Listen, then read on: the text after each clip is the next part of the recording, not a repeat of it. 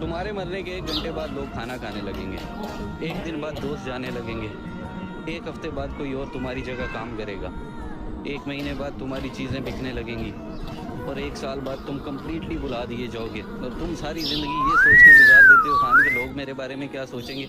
किसी को तुम्हारी ज़ात से कोई सरोकार नहीं है खान, यहाँ पे हर कोई अपनी जंग लड़ रहा है, अपनी स्ट्रगल में मसरूफ़ है।